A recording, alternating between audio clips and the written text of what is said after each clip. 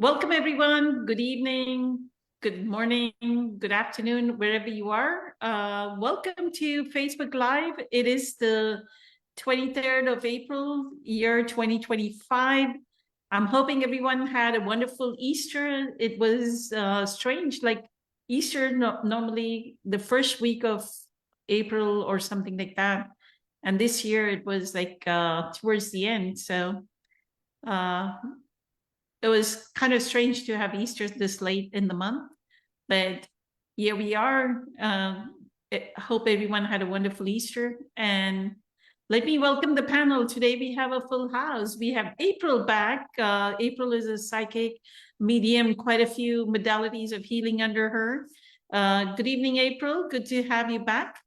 And then we have Lakshmi here. Lakshmi has been a session leader on our workshops and also does meditations and mantra chanting. She hosts those every Tuesday. So if anybody is interested, please join her. Good evening, Lakshmi. And then we have Patricia here, who's part of our core group of meditators and always here for us. So good evening, Patricia. Let me pull up the question that we had.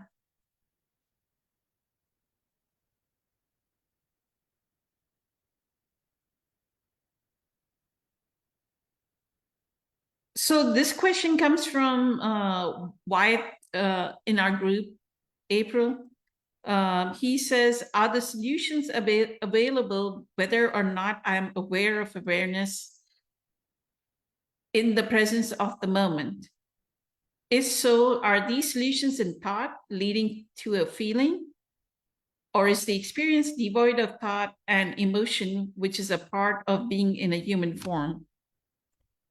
That is the question. It's kind of like a bit complicated. So I'll try and type this up over here. Actually, let me see if I can copy it. Did you get the question? I'd probably have to see it, just look at it. Something about the question, is the answer there in the present moment, or? Are the solutions available whether or not I'm aware of awareness in the present? I think he means in the present moment. If so, are these solutions in thought leading to a feeling? That's a question. Or is the experience devoid of thought and emotion, which is a part of being in a human form? So thought and emotion is part of being in a human form. So is the solution devoid of thought and emotion? So it's kind of a very different type of question, right? Yeah.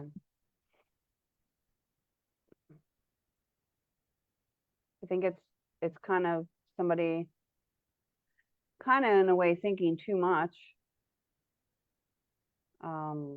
The solutions are there whether you are in the present moment or not. Being in the present moment makes you aware of the solution. It can make you aware of the solution. It can make the solution become more clear to you, more apparent. But the solution is always there, whether you are aware of it or not. And sometimes more clear to you, more apparent. The solution is always there, whether you are the echo. Oh, do you guys hear the echo, or is it just me? Okay, is it still echoing, or is it done? It's done. Okay. So sometimes you can have that epiphany yourself, where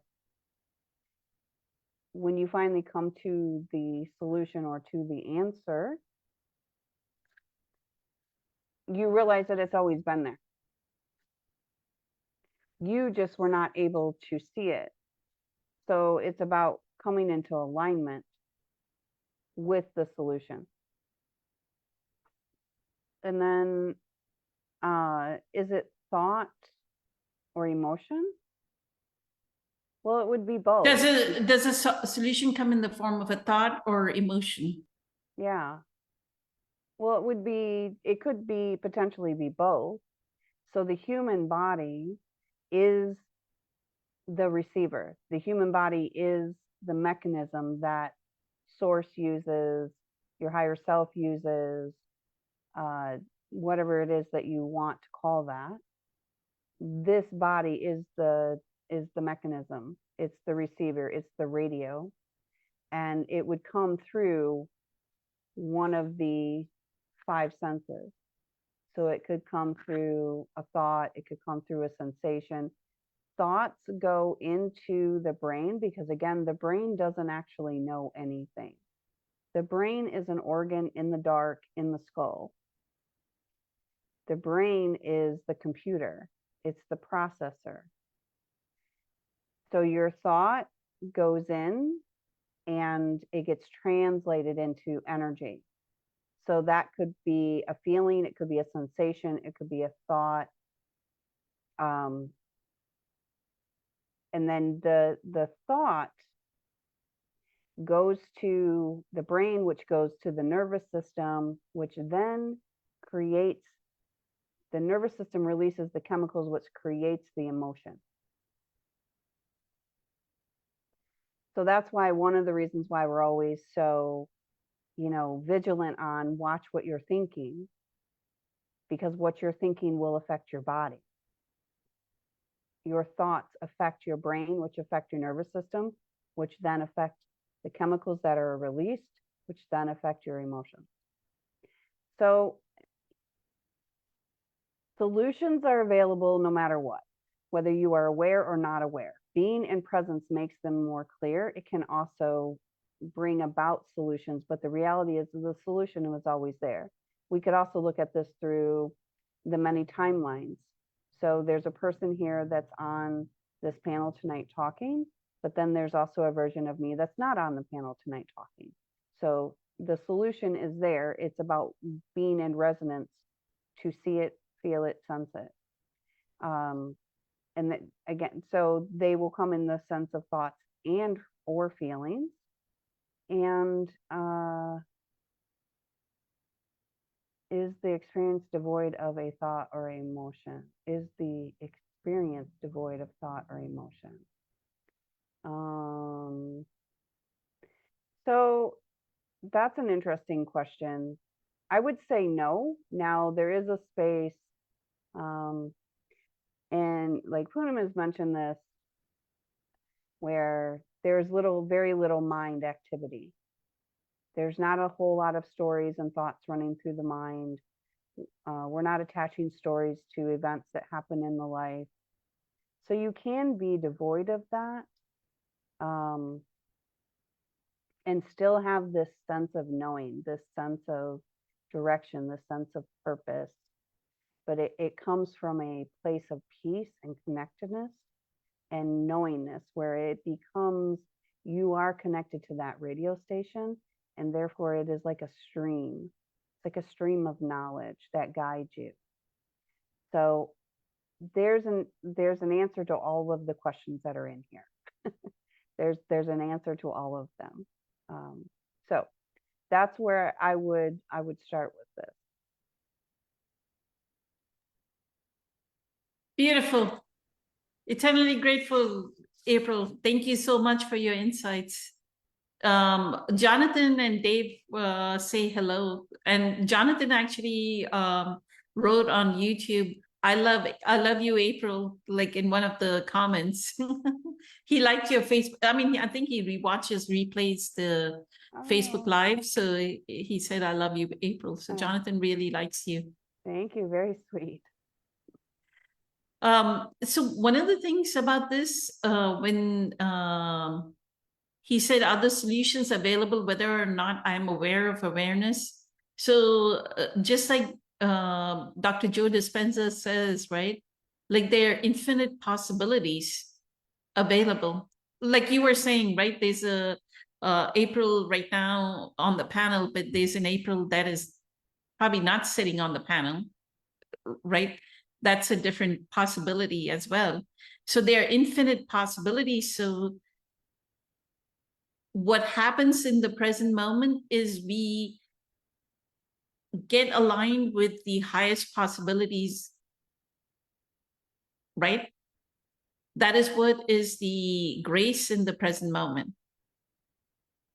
If you're not in the present moment, if you're in past future, then the solution that we come up with may be contaminated, may have polarity, right? April, we can make like a conditioned choice in that moment. It may not be the right.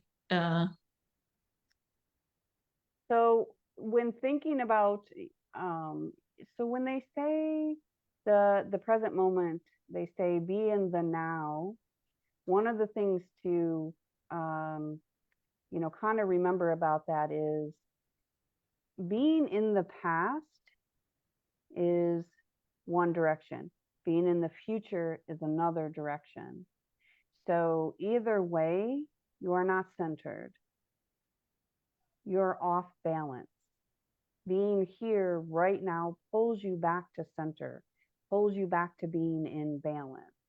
It is the way to be connected. That's one of the reasons why it's so important to be here right now, because that is how you will connect. That is your radio station. That is where your dial is tuned.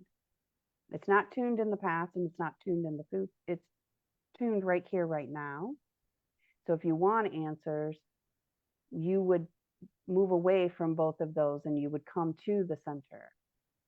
And then it can be without necessarily a thought or an emotion.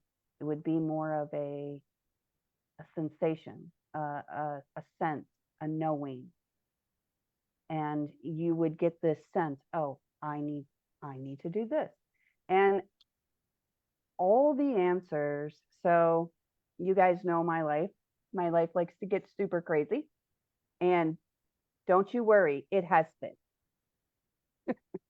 It absolutely has been super crazy. And maybe one day I will tell somebody when I'm in my rocking chair the story and they will write it down. But the answer is always in that present moment, in the center, not in the past or the present. It is always without attachment, without expectation, and in love, in unity, in oneness, in wholeness, in kindness, in compassion. That is always the answer. It's always right there in the center. So if you are off with that, you are off.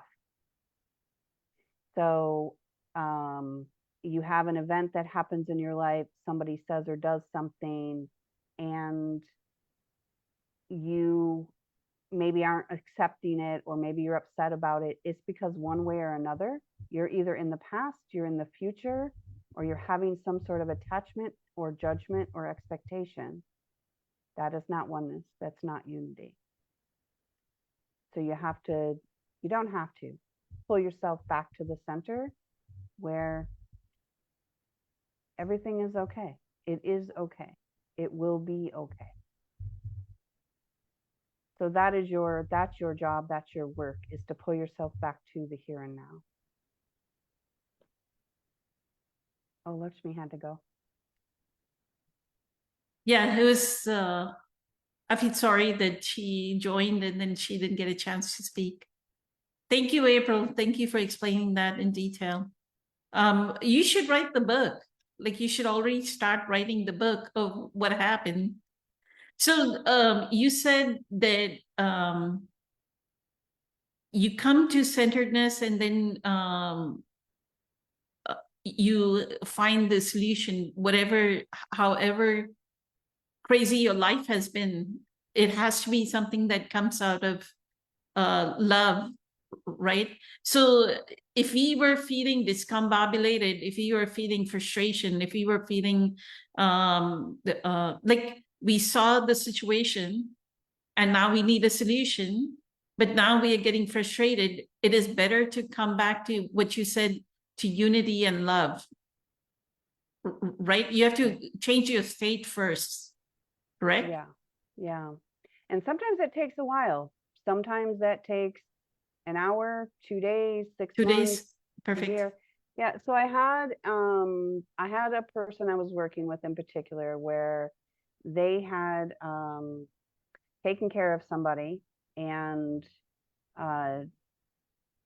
when the person got well, they basically moved on with their life, and the person that got well didn't really include this caretaker in some things.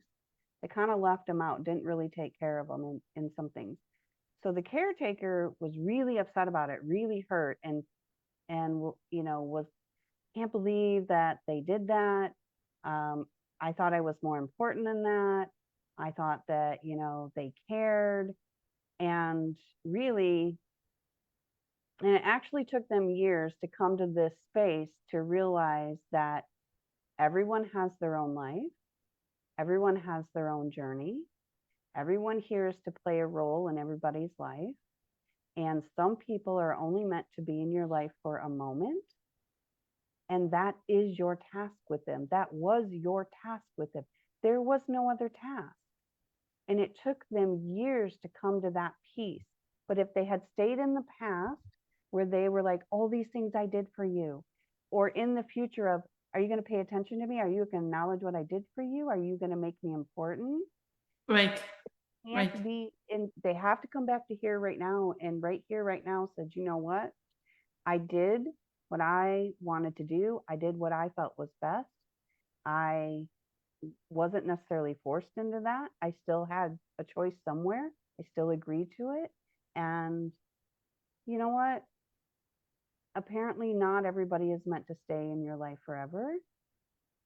And I'm glad that I did that. I'm glad that I helped you. So we're coming back to oneness. We're coming back to wholeness. I'm staying out of the past and the future, and I'm coming back to right here, right now. You know what? I'm actually okay that you did that. I'm okay that, maybe you don't include me in these other things. So it's learning that you're okay and everything has a place, everything has a reason. And when you look at it from the soul perspective again, your soul signed up for this job. You were meant to help that person for that time. That was your job.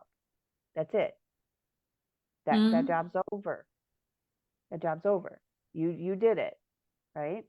And to stop holding on to, all those resentments and basically the pain body sneaking up. Yep. So yeah. So to that, I would say that's why Eckhart talks about, I think he wrote it in A New Earth or The Power of Now as well. And he has a whole talk on the Bhagavad Gita where he says, when you perform an action, perform it so selflessly that you renounce the fruit of the action. So this person who is the caretaker, actually, when they were caretaking, even that is done with the polarity, April, because if they were having an expectation after the caretaking, right, then that means they had already contaminated their action by having that expectation that, hey, these people are going to love me. So the caretaking kind of helped them in their life to give them purpose, where everybody must have gone, oh, you're such a wonderful person that you're taking care of this really sickly person and you're healing them or bringing them to healing kind of thing, right? So they were looking for that validation from everybody around them. Yeah, and this person was like, they had taken care of this person, they got well, and then, moved away. And then there was a point where the person was getting married, but the caretaker wasn't involved in the wedding, wasn't invited in the wedding. And Right. so the caretaker was, well, I thought I was more important. But actually, if you go back to, the soul level, your job was actually the caretaking. That is where your role, and it allowed for these other things to take place. So you served your purpose. Right? Yeah. It gave you meaning and purpose to live those few years, whatever years you were caretaking. It gave you that meaning and purpose, right? So you kind of evolved as a soul in the caregiving. So And there's it's always a also lesson. about, all of those attachments too, and those expectations that we attach to things, you know, that trip us up. And those are the things I think that make us be stuck for years. Is if we would, Expectations.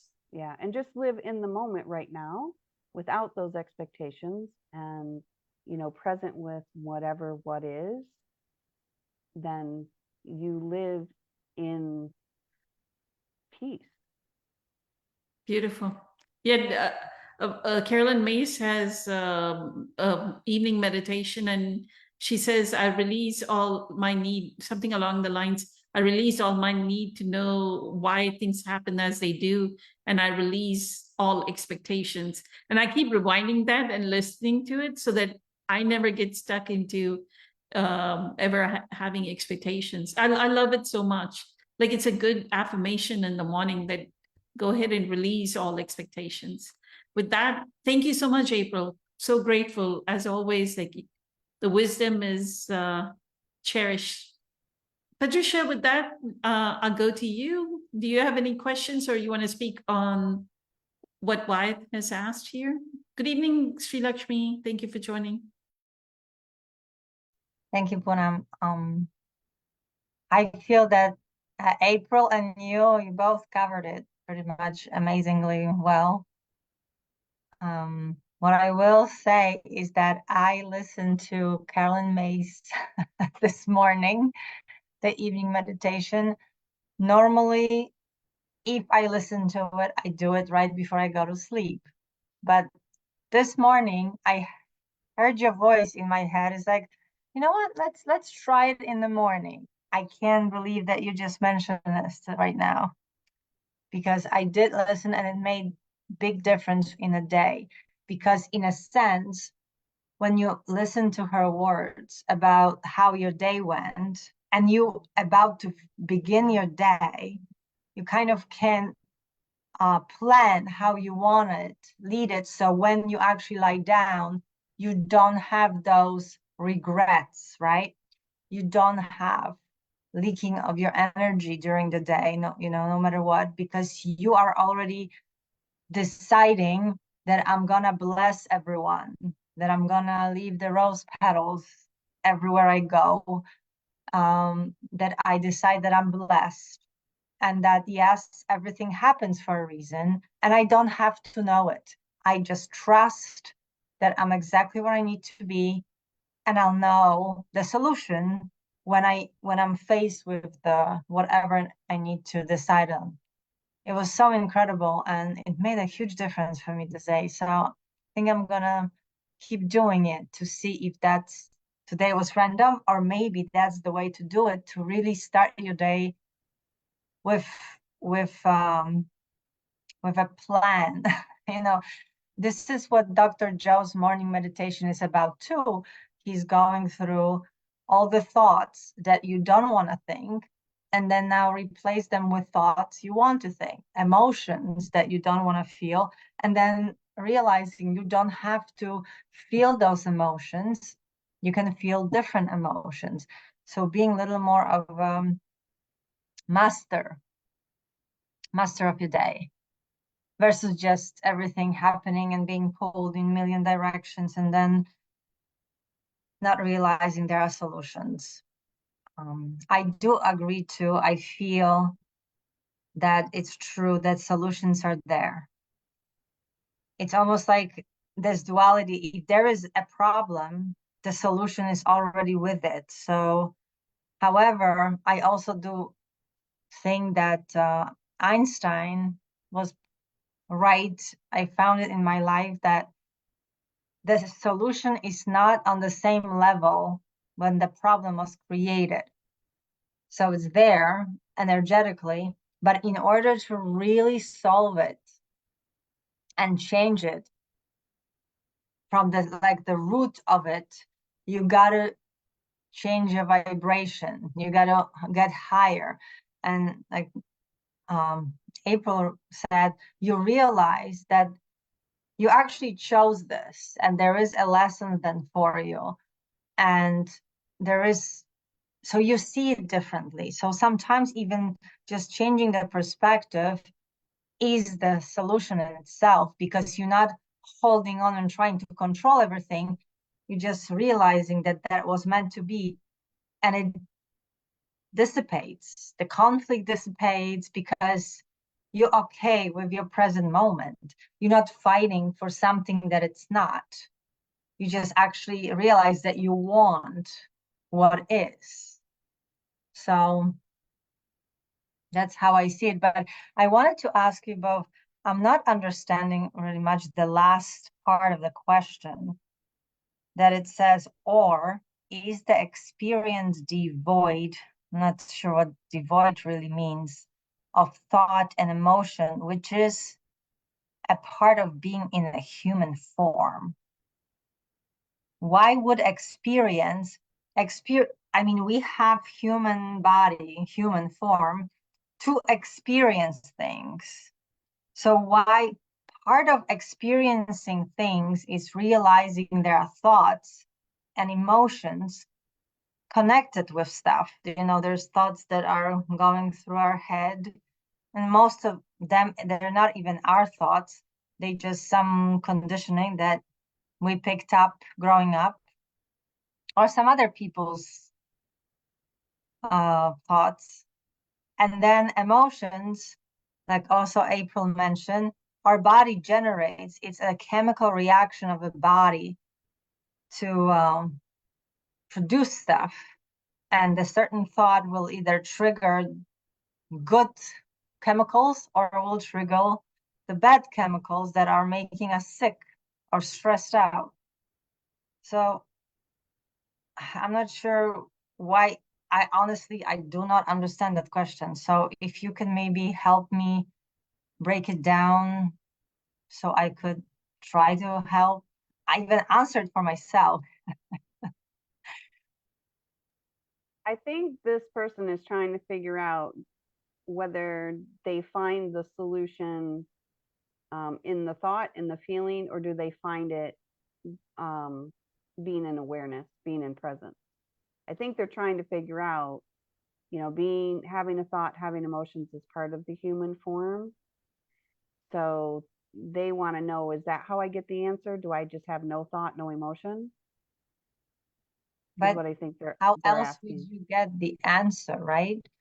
I mean, this is how we navigate in this world.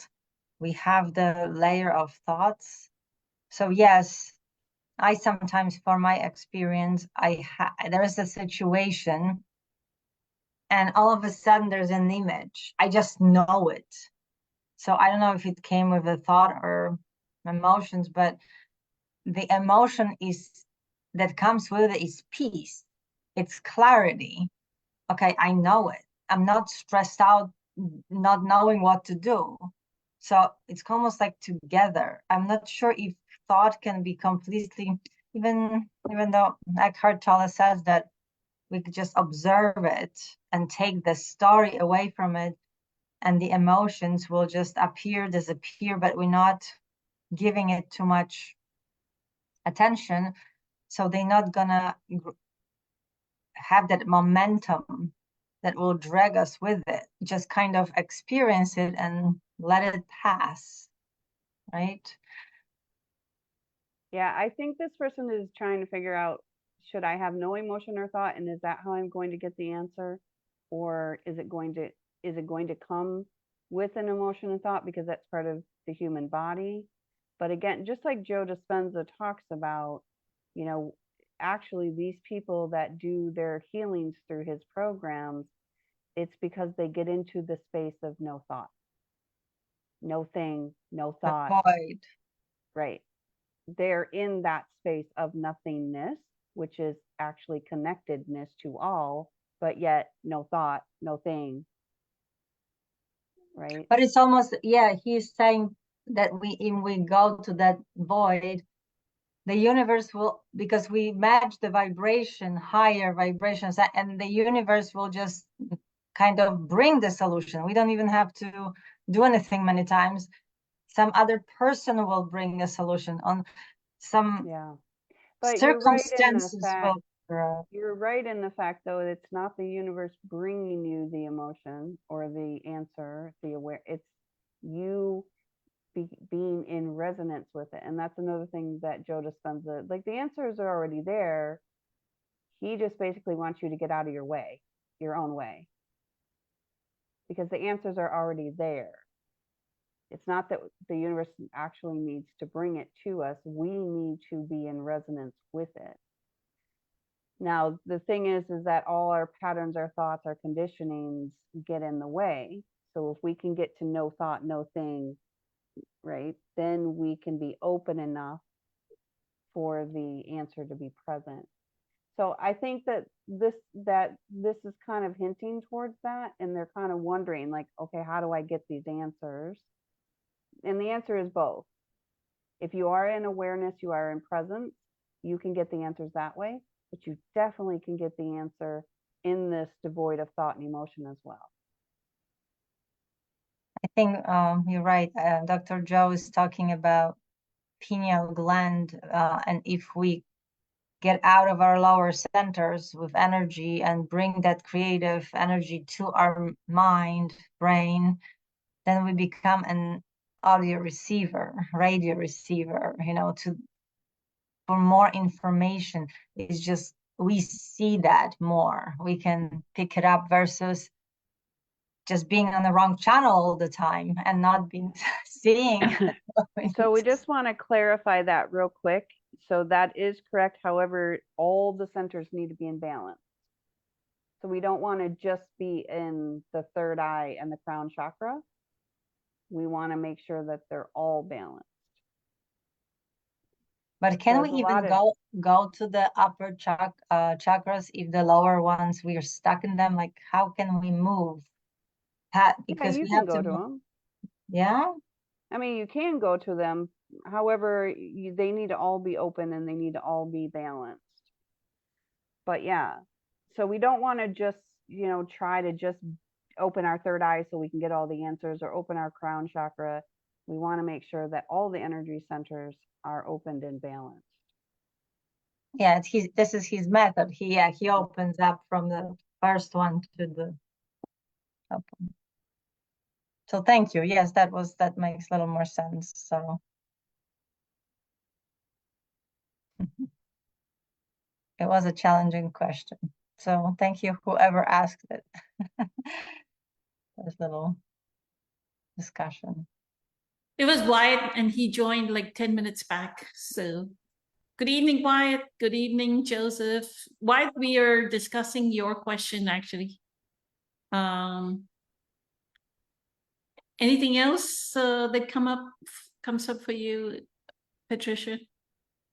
Thank you so much. Grateful for your responses as well. Thank you. And wisdom. April, anything else you want to share about this? No, I think that we answered it. I don't know if they're on here, if they have more questions. I don't think he listened to the Okay. starting portion of this Facebook Live. Yeah. So yeah, he is asking, when do our thoughts, emotions become a false self? When? Oh. When we right identify themselves. In childhood. It starts in childhood when the ego wakes up, when the ego comes online, which is normally somewhere around 2 years old. And we start identifying with things. And, again, this is when you get the terrible twos. The 2-year-old thinks that they realize they're no longer an extension of the parent, and that they are their own little person. And they start to decide, they have demands and they have wants, and they only want the blue cup. They don't want they only have to have the blue cup. I have to have the blue cup. And they throw a fit and they're on the floor crying because they need the blue cup. That is when it starts. And then it's that, and then also your family, your culture, all these things, the watching of your parents, how they deal with things, how do they behave in the grocery store, you know, all of that becomes part of these thoughts and these concepts of yourself. And then some of us, we spend many years unraveling that. Many years unraveling that. I had a client ask me today, like, so when do we get to be done with this part? And I'm like, you don't. You don't. I kind of chuckled because it's a continuous thing. Even me, I still have things that I have to work on and I have to look at and I have to let go of, and I have to realize, you know, do I have any attachments here? Do I have any expectations here? But what I do know is that love is the answer. I do know that.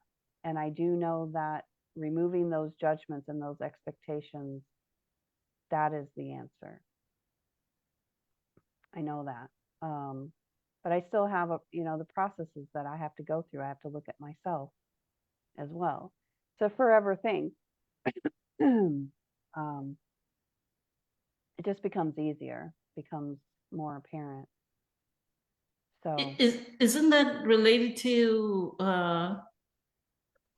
I think Carolyn Mays says we have to go through the river of forgetfulness before we are born. So yeah, we forget our true nature before we are born, and then we are born, right? And then we start to absorb whatever is going on in our family, in the country we live in the city that we live in the state that we live in. The Right. archetypes, yeah, we have to live through archetypes too, right? Yeah. There's so many identities that we pick up, just even within families. I mean, how many families or people? I've heard it numerous times. You know, you take somebody's last name and they're like, oh well, you know, we're the Smiths. This is what we do, right? And I just threw that random name out there. I don't know anybody named that, but I mean, even that, you know, this is an identity that we pick up, and you know, we're going to defend this 5-letter word called Smith.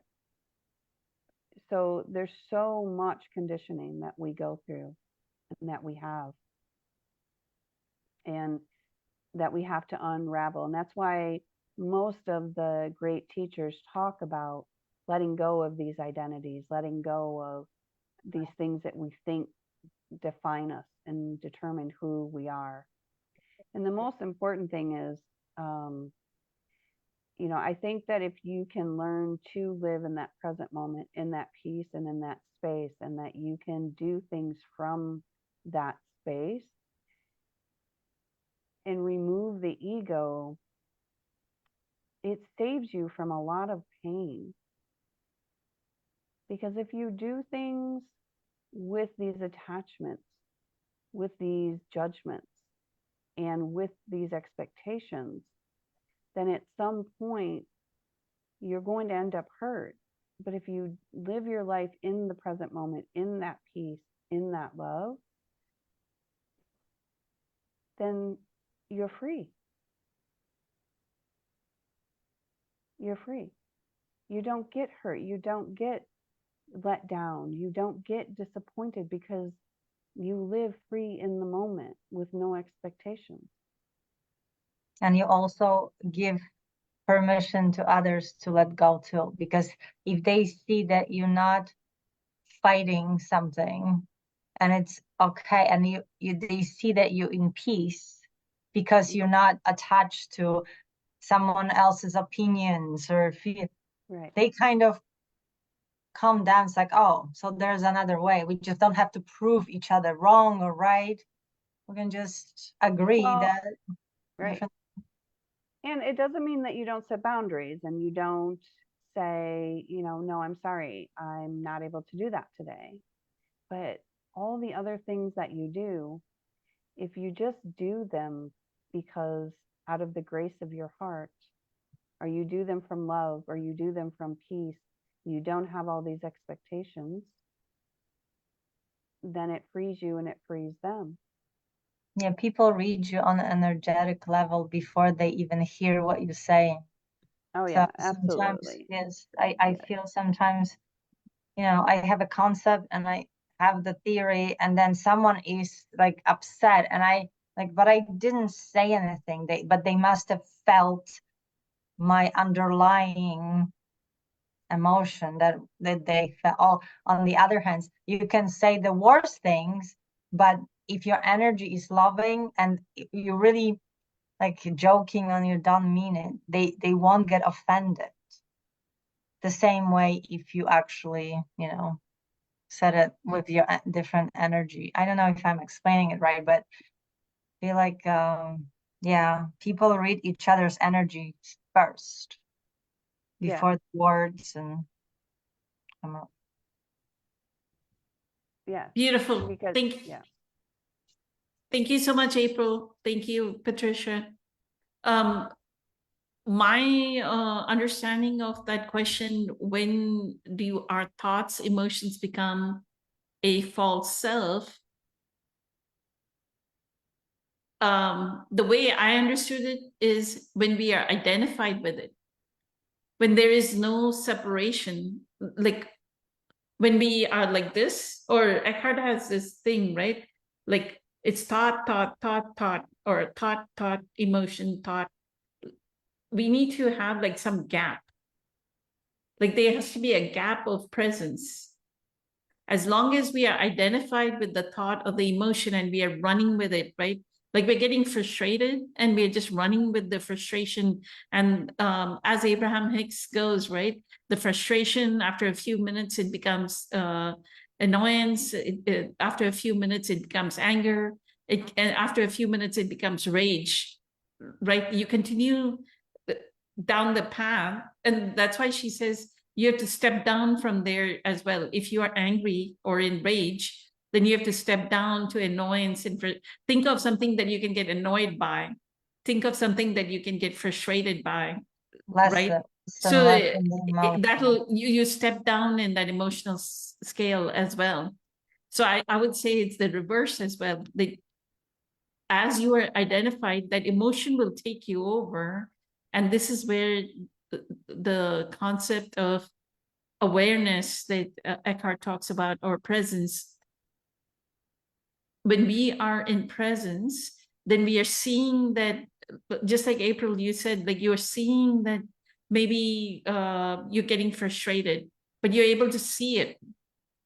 When we are not able to see it and we are just going with that emotion, then that is the false self, or that is the ego taking us over. The same thing with thoughts. Like we start to think about like the caretaker story that you were talking about, April. We'll go, oh, I spent like 30 years taking care of, I spent my whole youth taking care of my parents. And then I didn't even live my life. And now they are not even grateful for the fact that I spent my whole youth taking care of them. That's all that is story, right? Identified victim story, correct? It happens so much too with parents and children. The stories like, oh, I've done everything for you. I bought you this. I raised you. I bought you this thing, and now you don't even acknowledge Mother's Day, or like, right? Right. Yeah.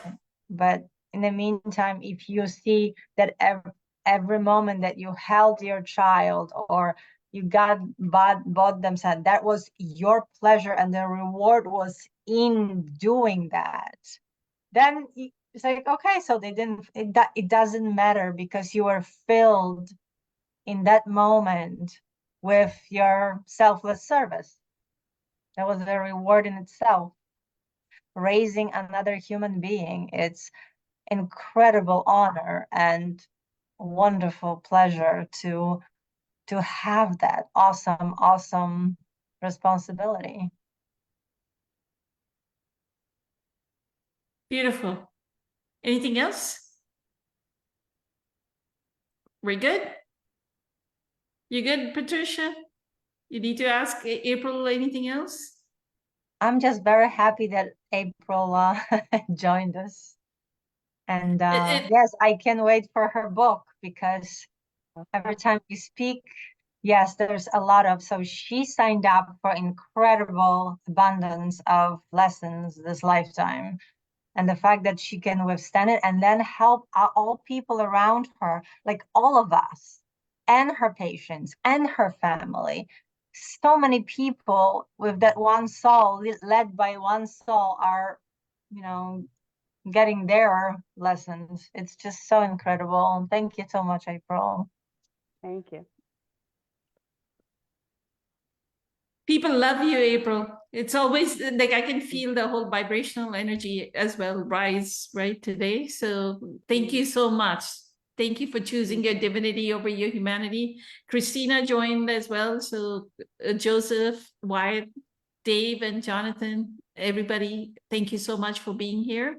And Sri Lakshmi and Lakshmi, thank you for being here. I know Lakshmi spent like a very short time. With that, so grateful. It was a beautiful session. Have a wonderful evening and many blessings. Much love. Bye. It was a Bye. good short session. Thank Yeah. you. Take care. Bye.